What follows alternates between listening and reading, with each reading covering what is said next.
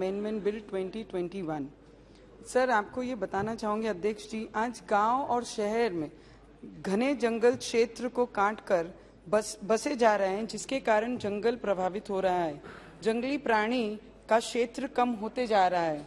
महाराष्ट्र राज्य में मेलघाट सबसे बड़ा घने जंगल क्षेत्र है, जो मेरे संसदीय क्षेत्र अमरावती में एक भाग है, तथा गढ़चिरौली, यवतमाल, चंद्रपुर ये सभी टाइगर रिजर्व एरियाज हैं। मेलघाट परिसर में जो टाइगर रिजर्व एरिया है, आदिवासी छोटे छोटे गांवों में एक बड़ी आबादी रहती है।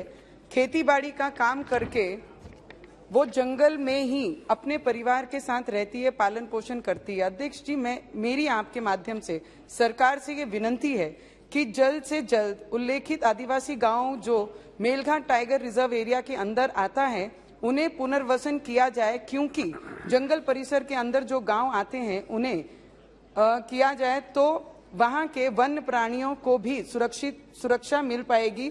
गांव के लोग पर भी जो लगातार शेर, भालू, चीते हमले करते हैं, कई बार दुर्घटना भी हो जाती है, जिससे लोगों की जान भी चली जाती है।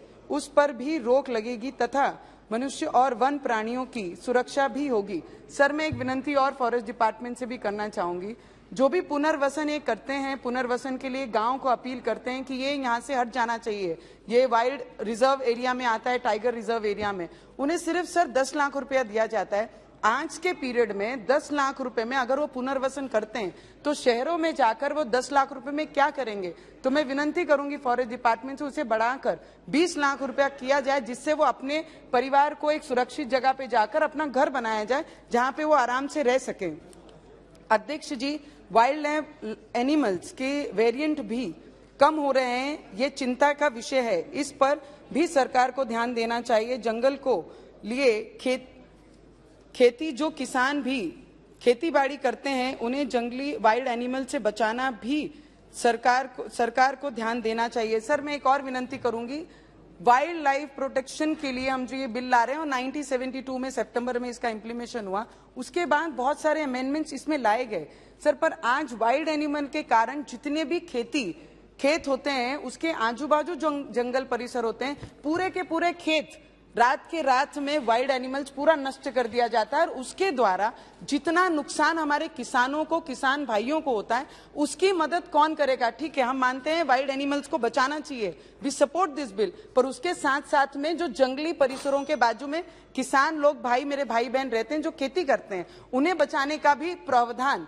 हमारे डिपार्टमेंट में लाना चाहिए। ऐसी मैं हमारे डिपार्टमेंट से मांग करती हूँ। अध्यक्ष जी, माननीय मंत्री महोदय को बताना चाहूंगी कि अंजनगांव बारी, sir 1 minute please sir, Anjangaon बारी, गोविंदपुर, भानखेड़ा, वडाली, चांदूर रेलवे, चिकलदारा, अंजनगांव सुरजी, दरियापुर और परतवाड़ा, ये सभी क्षेत्रों में इस तरीके की समस्या हमारे किसान भाइयों को होती है। Sir, last 1 minute sir. अध्यक्ष जी, महाराष्ट्र सहित देश के अंदर सभी जगहों पर जंगलों से रास्ते होकर गुजरते हैं। रास्तों में भी दोनों साइड फेंसिंग करानी चाहिए, क्योंकि जंगली पशु कई बार सड़क पर आ जाते हैं, जिससे दुर्घटना हो सकती है सर। और उससे ज्यादा मैं एक चीज और बताना चाहूंगी, जिस क्षेत्र को मैं बिलोंग करती हूँ, वहां पर मिनिमम 45 to 80 डिग्री धूप होती है, और जहां पर पानी की समस्या से सभी वाइल्ड प्राणी गांव में एंट्री करते हैं, रोड पे आते हैं, उससे दुर्घटना उनकी भी होती है, और जो फॉरेस्ट में रहते हैं भाई बहन हमारे आदिवासी, उनके जानों को भी धोखा होता है। तो मेरी आपसे ये मांग है सर, उनका पुनर्वसन भी होना चाहिए और ये जंगलों की संरक्षण भी होना चाहिए। हम तो जीते किसके लिए हैं सर? जो बिल लाया गया है, जल, जंगल, जमीन और जीव, इसी चीजों के लिए आज हम ये बिल लाया गया है। तो मैं आपको इतना ही बोलूंगी, जो भी मैंने यहाँ पे रिक्वेस्ट की, उनका साथ देना चाहिए, उसका।